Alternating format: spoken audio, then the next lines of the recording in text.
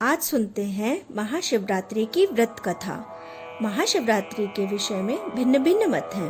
कुछ विद्वानों का मत है कि आज ही के दिन शिवजी और माता पार्वती विवाह सूत्र में बने थे, जबकि कुछ ऐसा मानते हैं कि आज ही के दिन शिवजी ने विष पिया था, जो सागर मंथन के समय समुद्र से निकला था। इसी के साथ एक शिकारी की कथा भी इस त्योहार के साथ जुड़ी है कि कैसे उसके अनजाने में की गई पूजा से प्रसन्न होकर शिवजी ने उन पर असीम कृपा की थी। यह कथा पौराणिक शिव पुराण में भी है। प्राचीन काल में किसी जंगल में एक गुरुद्रोह नाम का शिकारी रहता था, जो जंगली जानवरों का शिकार करता और अपने परिवार का भरण पोषण करता था। एक बार शिवरात्रि के दिन जब वह शिकार के लिए निकला तो पूरे दिन खोजने के बाद भी उसे कोई शिकार नहीं मिला। उसके बच्चों, पत्नी और माता पिता को भूखा रहना पड़ेगा, यह सोचकर वह चिंतित हो गया। सूर्यास्त होने पर वह एक जलाशय के समीप गया। वहां एक घाट के किनारे एक पेड़ पर थोड़ा सा जल लेकर चढ़ गया, क्योंकि उसे पूरी उम्मीद थी कि कोई जानवर यहाँ पर प्यास बुझाने के लिए जरूर आएगा। वह पेड़ बेलपत्र का था और उसी पेड़ के नीचे शिवलिंग भी था, जो सूखे बेलपत्रों से ढके होने के कारण दिखाई नहीं दे रहा था। रात का पहला प्रहर बीतने के बाद वहां एक हिरणी पानी पीने के लिए आई।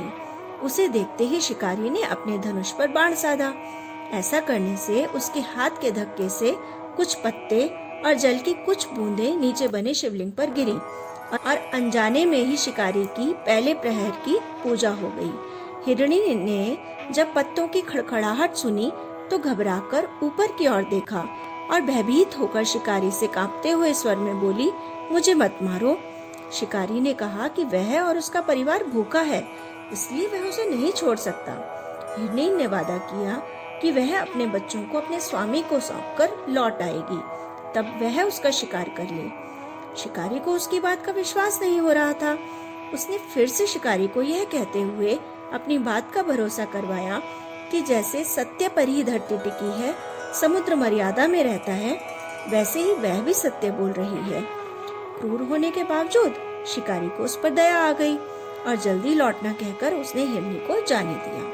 थोड़ी देर बाद एक और हिरनी वहां आई। शिकारी सावधान हो गया। तीर साधने के साथ ही उसके हाथ के धक्के से फिर थोड़ा जल और कुछ बेलपत्र शिवलिंग पर गिर गए और अनायास ही शिकारी की दूसरे प्रहर की पूजा भी हो गई।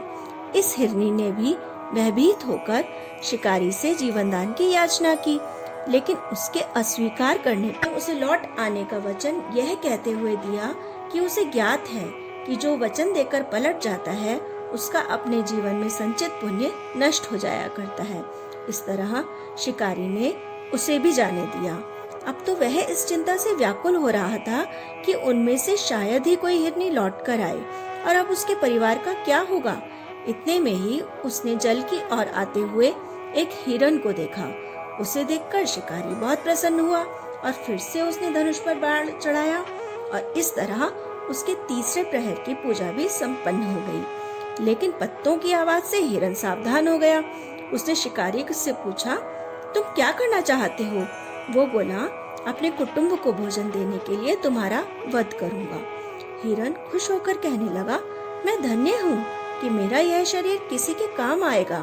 परोपकार से मेरा जीवन सफल हो जाएगा, लेकिन कृपया मुझे अभी जाने दो, ताकि मैं अपने बच्चों को उनकी माता के हाथ में सौंपकर और उन सबको धीरज बंधाकर यहाँ लौट आऊं।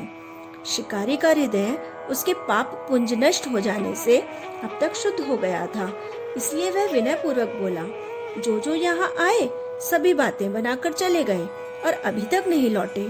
यदि आप भी नहीं लौटे तो मेरे परिजनों का क्या होगा? अब हिरण ने यह कहते हुए उसे सत्य बोलने का भरोसा दिलवाया कि यदि वह लौट कर न आए तो उसे वह पाप लगे जो उसे लगा करता है, जो सामर्थ्य रहते हुए भी दूसरे का उपकार नहीं करता। शिकारी ने उसे जाने दिया।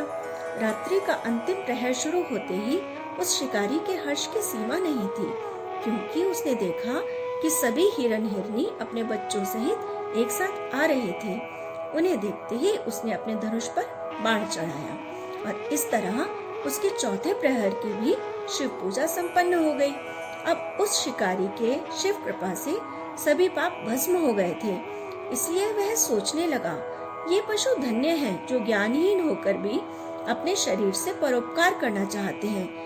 लेकिन धिक्कार है मेरे जीवन को कि मैं अनेक प्रकार के कुकृत्यों से अपने परिवार का पालन करता रहा। यह सोचकर उसने अपना बाण रोक लिया और सभी मृगों से कहा कि वे सब धन्य हैं और उन्हें वापस जाने दिया। उसके ऐसा करने पर भगवान शंकर ने प्रसन्न होकर तत्काल उसे अपने दिव्य स्वरूप का दर्शन करवाया तथा उसे सुख समृद्धि का वरदान देकर गुह नाम प्रदान किया।